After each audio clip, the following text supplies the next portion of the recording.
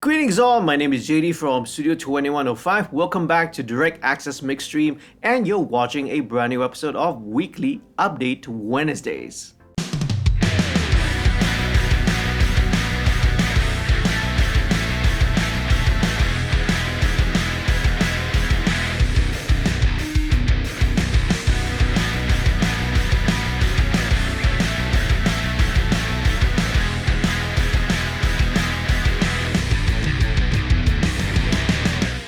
It's been a while since I've done one of these, and I talked about the reasons why in a previous video, so I'm not going to be elaborating further on that.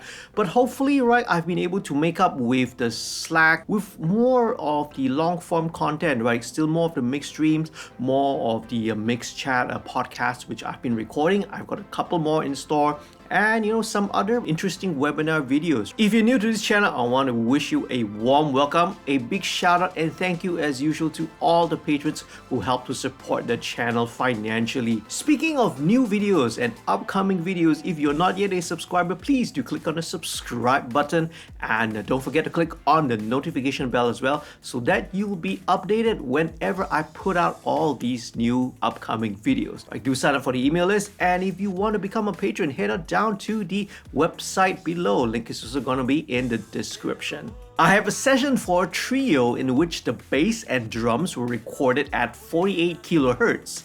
The lead instrument was later recorded at 44.1 kilohertz. Is it best to convert the 44.1 kilohertz files up to 48K or the other way around?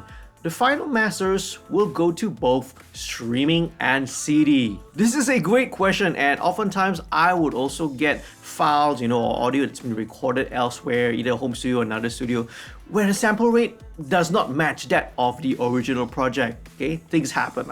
Now, what I would do is I would just convert the lead instrument up to 48K.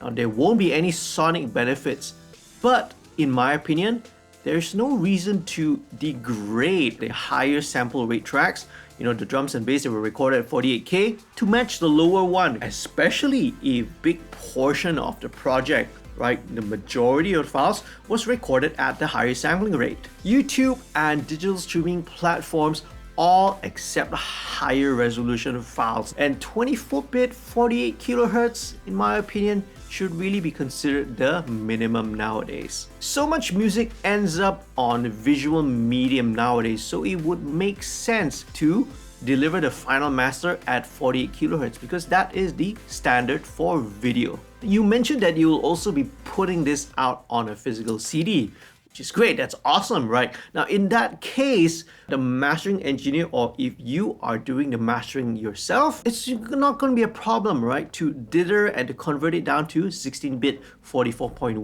kilohertz. Some people feel that it's best to, minimize the number of sample rate conversions, and while that it is true to some extent, most modern DAWs and even audio editors do such a good job that I wouldn't worry about the additional step of conversion. Now, of course, if you do something ridiculous like convert sample rates like 10 times, then you probably definitely hear an obvious signal degradation there. Now, when importing files, most DAWs also automatically convert. Usually it's by default, but you can also set it otherwise. But most DAWs will automatically convert files that you import, which may be a different sampling rate, right? Let's say, once again, if your project was at 48K and you were sent a file that was at 44.1, or hey, let's say even if you got sent a file that was at 96K, for example, when you import that into your project, it'll usually do a conversion, and then it'll import that file into the project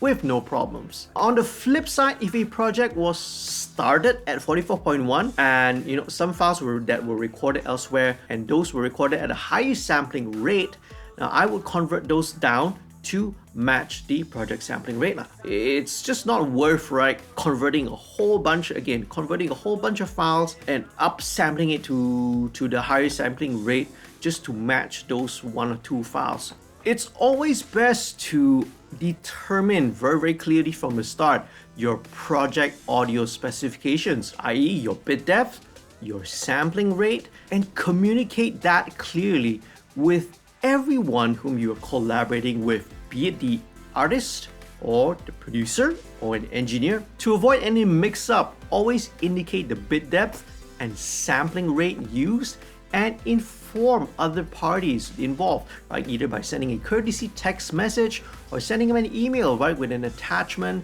of a text file or either a Word document, along with all the technical notes with all the files that you are going to be sending over.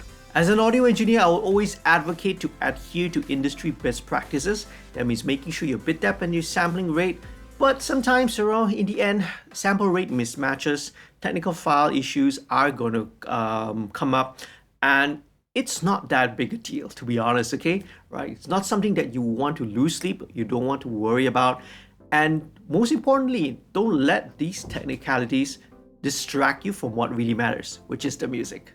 Hope that helps. So this is going to be a short video for me. Once again, right, I think I mentioned before, right, the frequency of these weekly videos, I'm probably going to be doing it every 2 weeks instead. And by right, I should probably rename it to bi-weekly update Wednesdays instead.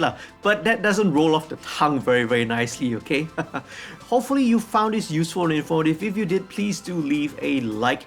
Do share this video as well, and don't forget to click on the subscribe button if you haven't done so. Consider becoming a patron. See you again in another video real soon. Stay safe, stay happy and healthy. Happy recording and mixing. Peace, love, and music.